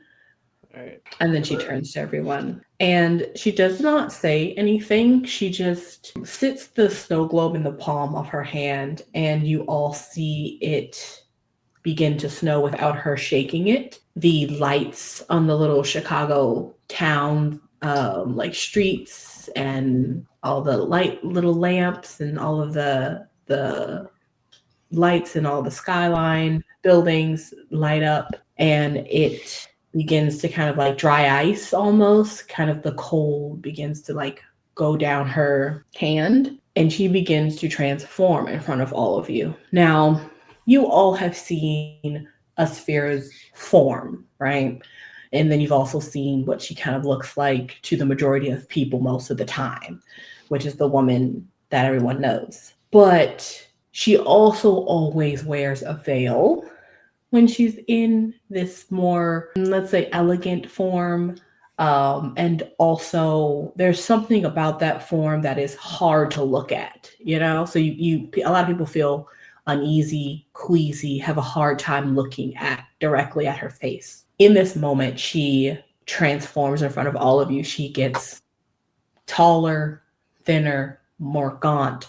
Her hair goes from those locks to like a bright white, and they continue to trail until they hit the floor.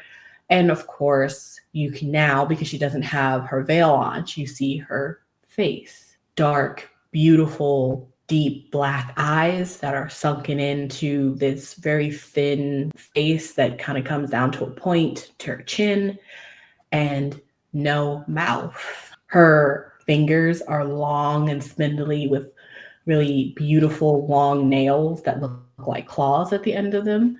And she looks terrifyingly beautiful, but clearly, wow. And everyone in the room is speechless because they're not really sure what they're looking at. Neat.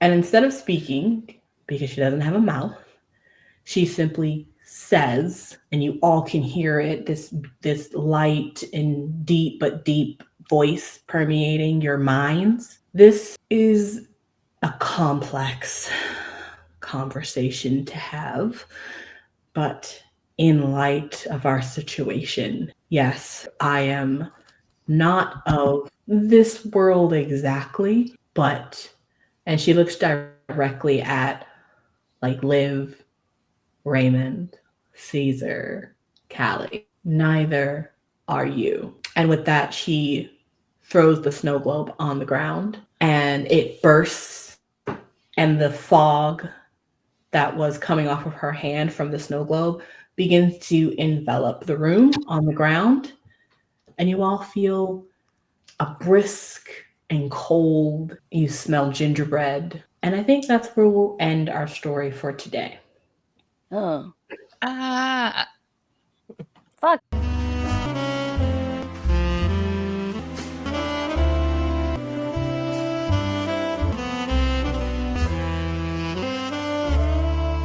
All right.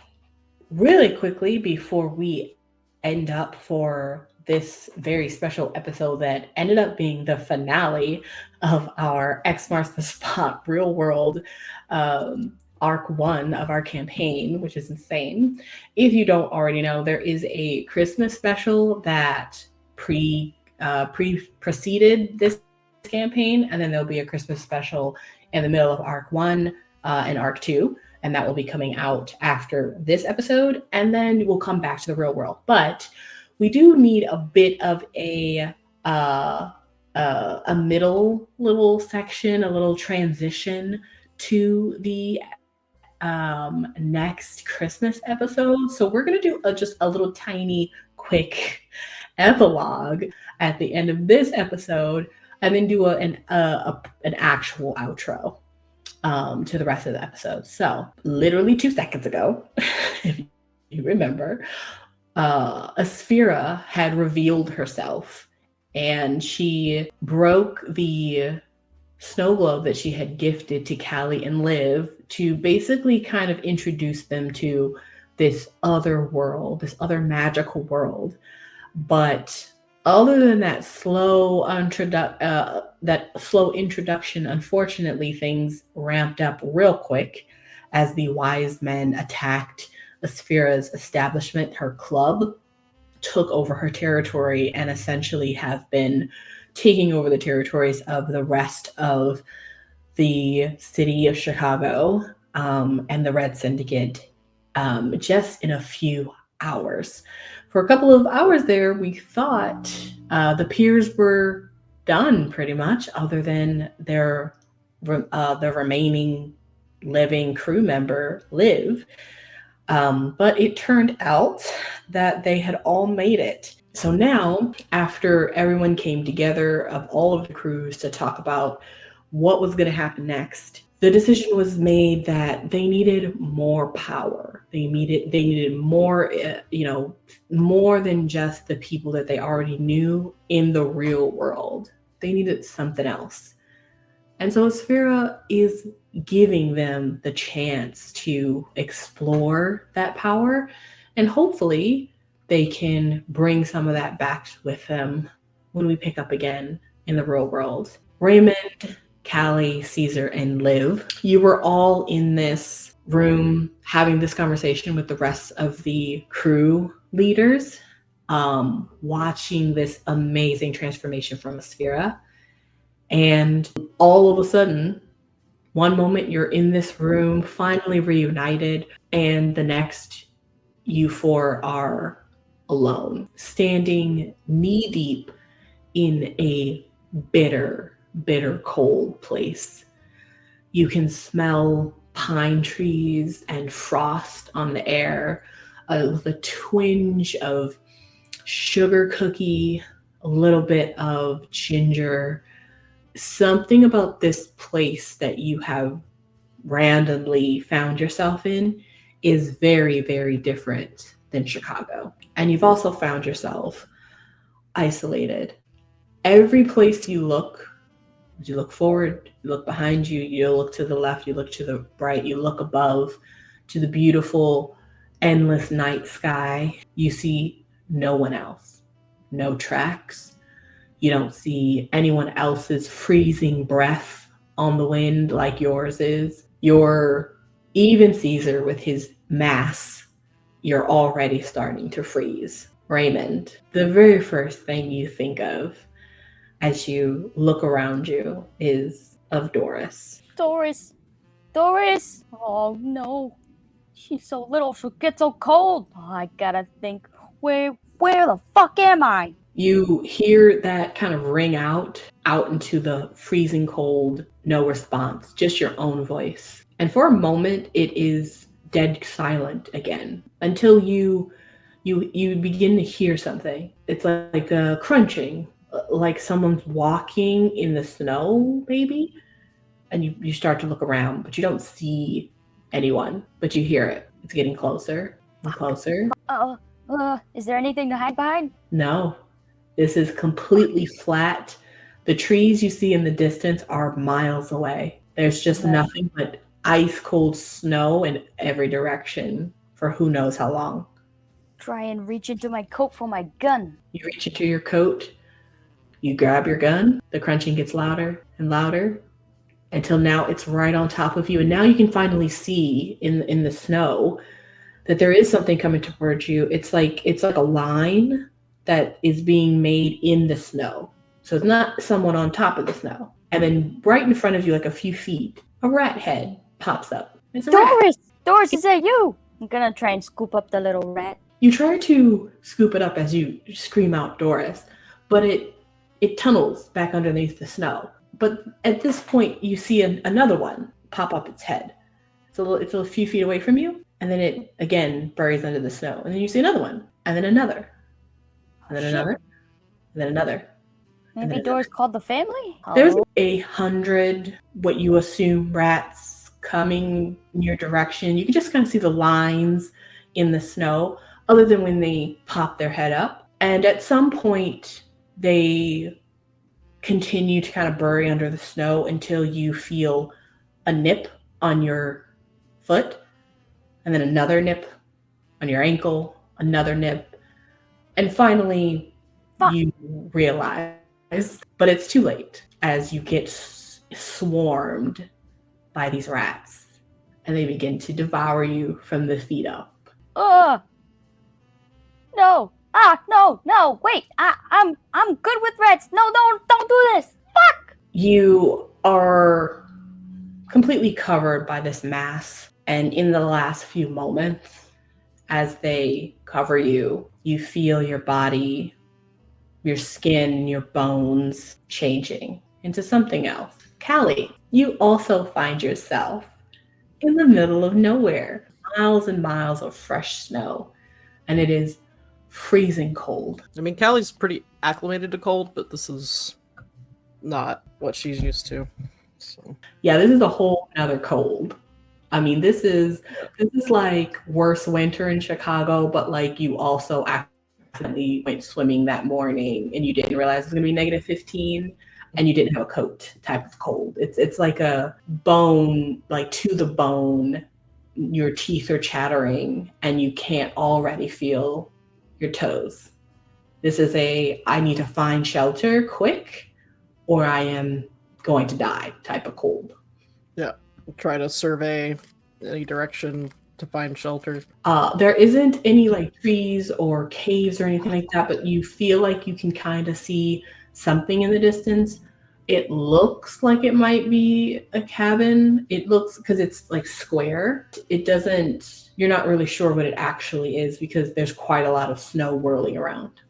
All right, try to make my ways like fast as possible. Yeah, the snow is deep. It's pretty much, it was originally up to your knees, and as you like continue to wade through the snow, it's getting deeper and deeper. It's getting harder and harder to trudge through, and the snow that's coming down isn't stopping. And at this point, you don't feel your legs, your hips, whatever pain you were feeling before, completely gone. Because you can't feel anything. And your eyelids are frozen, but you're so close to what you think is some sort of a cabin. And if you can just get inside, you keep moving. And you're so close to it. And now you can see what it is. It is like a little shack. I'll try to get to the door, see if I can open it. You get to the door. There's a lot of snow that's been piled up on it. Obviously, this is a shack that hasn't been used in a while. And it's very small. But if you were to able to bust through it, because it pushes in, if you were to make some space and then really bust through, you'd be able to get through. Start trying to dig the snow out from right in front of the door to the sides. You dig through with your bare hands, other than your one glove, and you can't feel your fingers or your hands or your arms. You stop getting feeling in your legs about a mile ago, but you are able to dig all of the snow away. I push my body against the door, hoping it'll open. Yeah, you push it, it opens with a thud and a creak. Seems like it was locked from the inside. You push it open and you fall deep into a ice fishing hole that had yet to freeze over. And even though you can swim, you can't feel anything in your body. And the last bit of heat that was left in you is gone as soon as you hit the water. And you're looking up as you sink to the bottom of this lake that you didn't even know you were walking on. And you feel more than just your body get cold, feels as if you are turning blue into ice. Cesar, you also see the exact same thing. Nothing but fresh snow for miles and miles. If you're saying something, I can't hear you. Nope. There we go. Figured it out. Sorry. There we go. Yes? Yes, please? Yes, I can hear you. Okay, good. From the top. Cesar, you'll just kind of like, this is very different. So I'll take a minute just to look around and see if I can see anything before like pulling my coat really tight to try and keep out the cold. You, again, other than trees in the far distance, you don't see anything for any direction. All right. I'll pull out like my buck knife and just kind of have it in hand and just start heading towards those trees. Okay. It takes you a while. The snow is up at your ankle, or not your ankles, but your knees. But you are able to get almost close to the forest line. Before you can get to the forest line, though, something that you weren't able to see far away is that there seems to be some sort of a marker. You're not sure what it is. It's like a stack of stones that are really, really tall, like taller than you, but it's pretty much covered by the snow, and it's a couple of feet in front of the forest. All right. Is there anything moving in the tree line in the forest? Not that you can see where you are. Okay. Then I guess I'll approach the marker, try and see what that is. It's stones that have been placed on top of one another. There's no like writing or anything like that. You feel like as you're looking at it, you'd have to understand what it's supposed to mean, because there's nothing that indicates that. All right. I'll just take a look around. Is there any sun in the sky? Is there any way to tell what time it is? You look up into it's a beautiful night sky, way darker than you'd get when you're down in the city. So you must be, I don't know, in rural area of Illinois, maybe, you think? Because it's nice and dark, and this blue, black, beautiful sparkling stars. You've never seen so many, and no moon, so you can't 100% tell what time it's supposed to be. I'll just move back into the tree line a little bit, but then just kind of sit down and try and take stock of everything that's gone on over just the past even just 24 hours. You kind of get some coverage from the wind and the snow at the tree line and sit exhausted, just trying to take everything in and think about what's actually going on. And you remember that the last thing you remember happening is not only seeing Liv again, seeing Kallie again, seeing Raymond again after what really was a near-death experience, but also that really strange interaction you had in that dark bubble, which you feel like meant something, but you don't quite understand what it means. And you don't quite truly understand it even now until that pain that you felt just for the second where your pin pricked your chest. You realize that pain is back. It's much, much more throbbing than it was before. And also your pin is missing from your lapel. Must have fallen off. Wow.